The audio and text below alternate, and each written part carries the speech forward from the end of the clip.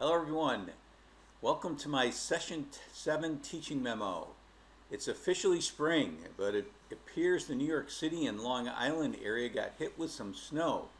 We got nothing up here in Dutchess County, and all the snow is almost gone. Dr. Laura and I participated in our 5th Heart Walk at Marist College on Saturday. In my video and below, I show a picture of the folks who walked with us, including Sophie, Laura's daughter, Elena, our granddaughter, and John, a good friend. I was again the leading fundraiser for the 3rd consecutive year. I'll give you a little peek at some of our pictures from that Heart Walk. There they are. There's Dr. Tom, all smiles.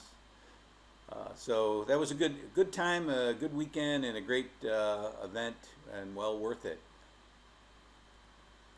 Housekeeping. Many of you posted to the Learning Targets discussion board late Friday or on the weekend. I did not give feedback to you yet, but I will during this vacation week. That's it for my housekeeping. For session 7, all of you should have finished your learning targets for your selected response test on the EdTPA Elementary Education Assessment Handbook. Not the Special Ed Assessment Handbook, or not any other information that you want to create a test for. It has to be the Elementary Education Assessment Handbook, the EdTPA. It seems on the surface a simple task, creating these targets, but as those who have gotten feedback from me know, it is not. Most had difficulty narrowing targets down to a few important areas. Many of you had these very broad. Will understand or know tasks, task 3, task 2, task 1. That's way too broad. So you need to narrow those down. There is no way you're going to create a 20 to 25 question quiz or test on a 74-page handbook. So you have to zero in on certain areas. Many of you are also focusing on trivial information that will not force your classmates to go deeper into the content of the handbook.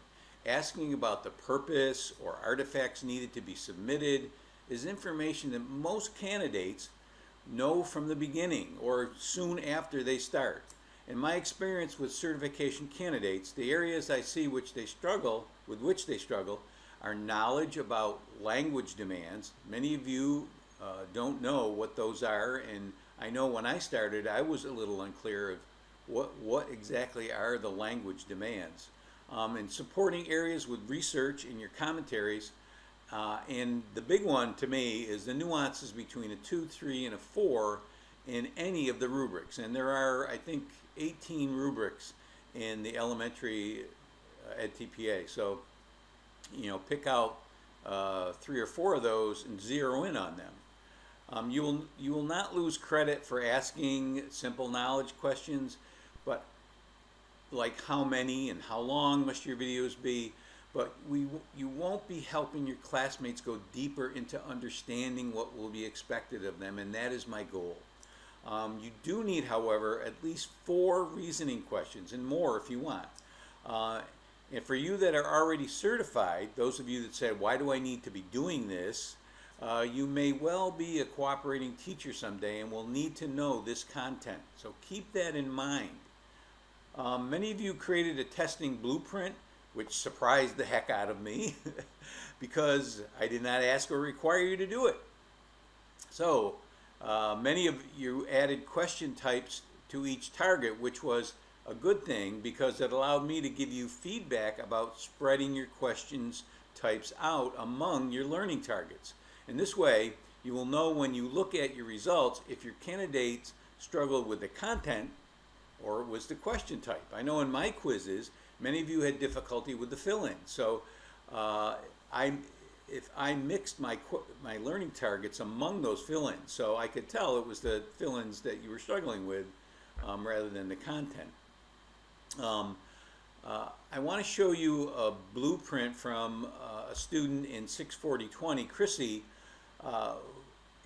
to show you how you can do this. You can see that she has labeled her learning targets 1, 2, 3, 4, put the number of questions. She has 24 questions, and no one says you can't. And she has 3 of her targets are knowledge, and 1 of them is reasoning.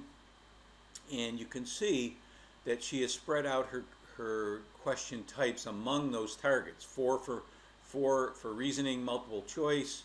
All of her reasoning are going to be multiple choice, but her others are spread out. You can see that in her knowledge there are 6 matchings and 4 fill-ins of her learning target 1. So she is given most of her weight to learning target 4, which makes sense. That's a reasoning target, and it's got to do with going into the rubrics and being able to evaluate students' a scenario or behavior, teaching behavior. To me, that's much more important than, say, vocabulary, which is probably her number 1 target. I'm not sure, but it looks like it. So keep that in mind, that you do not have to weight everything the same. Many of you went 25 points, 25 points, 25 points, 25 points, which shows me that you think they're all worth the same. They're all weighted the same. So make sure you look at that and weight your target that you think is most important with the most points. Even though this is a vacation week coming up, I will be giving feedback to those of you who have posted on the weekend. I didn't get to anybody on this weekend, so if you did it late Friday, Saturday, Sunday, I didn't give you feedback. I will be leaving this discussion board open. If you haven't posted, you still have time to make your initial posts and 5 responses to your classmates. So that's it for session 7 in the Learning Target discussion board. I'll be back. Make sure you go and watch my assignment video, which will be in the assignment folder.